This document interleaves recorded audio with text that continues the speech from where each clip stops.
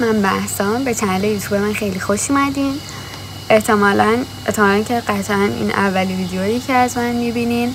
علت گرفتن این ویدیو هم اینه که چند روز پیش من یه استوری از یکی از دوستان دیدم که این دوستم توی رشت پزشکی میخونه و فهمیدم که یک کنگره‌ای در حال برگزاریه، یک رویدادی در حال برگزاریه به اسم تد که احتمالاً خیلیاتون بشناسین چون تو کل دنیا اصولاً برگزار میشه، ویدیوهاش همه جا هست و اینها. نمیدونم اینی که داره توی رشت برگزار میشه اصلیه یا نه، حتی فکر میکنم نیست، ولی از اونجایی که من خیلی علاقه دارم به این رویدادها و کنگره ها و اینا، اصولا هم شرکت میکنم، تصمیم گرفتم که بلیطش رو بگیرم و بیام. و اینکه خیلی سخت بود بلیط گرفتن، یعنی خیلی زود پر شد ظرفیت، اصلا فکرشو نمی‌کردم. منم شغل گرفتم و اینا و پر شد. شانسی که آوردم این بود که یه ظرفیت مازادی باز کردن لحظه آخری و تونستم از اون بلیط بگیرم. امروز پنجشنبه 4 اردیبهشته و فردا در واقع کنگره است، جمعه ساعت 4 تا 8 و شما قراره که ولاگ این رویداد رو در واقع ببینید. ما در واقع همین 1 ساعت پیش رسیدیم، ولی خب رشت نیستیم، فومنیم الان. گفتیم که بیایم و یه استراحت تو اینا که من فردا برم این رویداد رو شرکت کنم و فکر می‌کنم خیلی باید جالب باشه. این دوستم هم جزء تیم برگزاریه در واقع. فکر میکنم توی بخش روابط عمومی و سوشال مدیا فعالیت میکنم. همین دیگه. امیدوارم که از این ویدیو لذت ببرین و ببینیم که چی میشه این رویداد.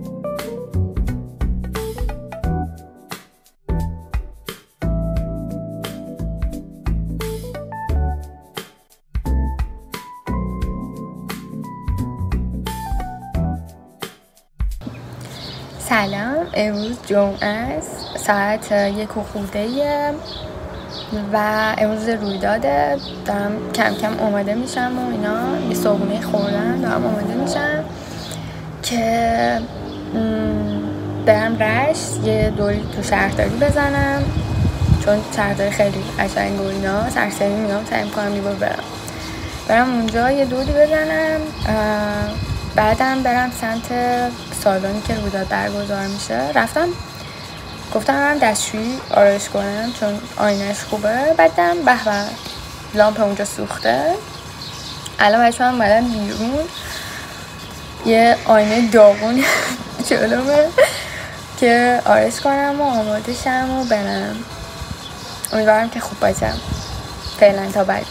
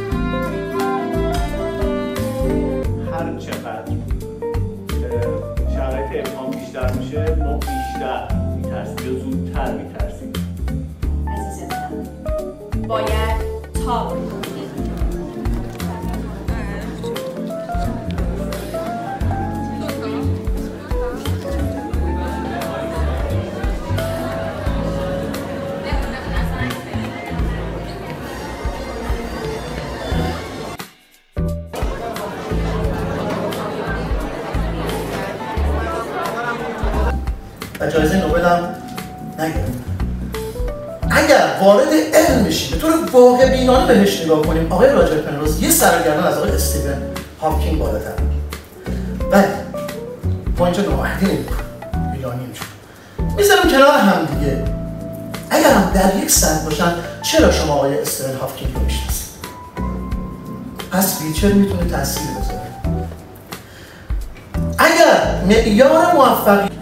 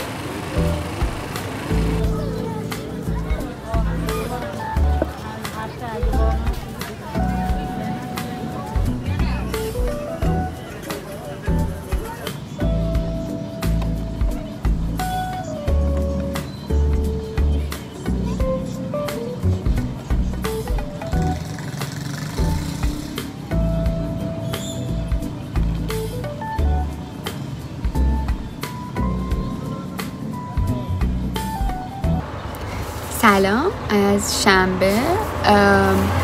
من دیروز که جمعه باشه بعد از رویداد رفتم یه دور رشت، یه خورده اونجا دور زدم. امروز صبحم رسیدم تهران. رویداده خیلی خوب بود، یعنی من برام خیلی جالب بود. اونایی هم که سخنراناش از حوزه های مختلف بودن، موضوعش هم که تاب‌آوری بود، ولی خب اونایی که سخنراناش بودن تاب‌آوری رو تو حوزه‌های مختلف اومده بودن بررسی کردن و یه سری راجع به توسعه فردی و اینها میگفتن، یه سری ها هم راجع به کسب و کارشون، حالا تاب‌آوری رو توی کسب و کارشون میگفتن. در واقع در کل خیلی چیز خوبی بود. پیشنهاد میکنم اینجور رویدادها رو خیلی شرکت بکنید حتما. کسایی هم که شرکت کرده بودن تو حوزه‌های مختلف فعال بودن، فقط دانشجو نبودن، دانشجو بودن، صاحب کسب و کار بودن، توی جوامع مختلف و سن‌های مختلف بودن و اینا. در کل چیز خوبی بود. و 3 تا اسپانسر داشتن که یکیشون یک پاکتی به ما دادن آخرش، پیله بود اسمش، کنجکاوی در مزه های ایرانی. الان میخوام بازش کنم ببینم که چی بوده.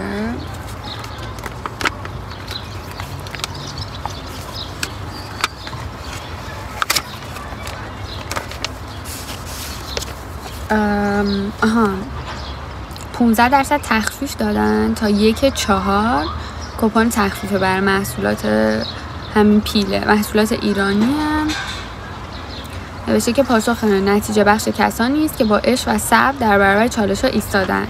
در جهان خوراکی ها هم نمادهایی از تاب‌آوری وجود دارند، مثل پنیر سیامزگی. تسلیم نمی‌شود و پاسخی انعطاف پذیر به شرایط دارد. امیدواریم طعم این رویداد تدکس به مذاقتان خوش بیاید. خیلی جالب بود. آره میگفتن که یک رویدادی راجع به پنیر سیامزگی که خیلی توضیح ندادن، نمیدونم چیه. پنیر سیامزگی میدونم چیه، ولی اینکه اون چیزی که راجعش صحبت میکنن چیه رو خیلی راجبش نمیدونم. رویداد گفته بودن که ساعت 8 تموم میشه، ولی خب حالا تو عکس بگیرن و یکی از سخنرانام خیلی طولش داد سخنرانیشو، تا ساعت 8:30 اینا طول کشید. منم رفتم بعد از رویداده یه رو با میدون شهرداری رشت فاصله داشت، رفتم اونجا و فوق‌العاده از آب، اصلا جو اونجا خیلی جذابه. خیلی شهرداری رشت، ما با اینکه خودم اهل گیلانم، ولی اونجا برای من یه چیز منحصر به فردیه، واقعا چیزای خوشمزه و نمیدونم، اصلا جوش خیلی خوبه. همین دیگه، امیدوارم که از این ولی لذت برده باشید. فعلا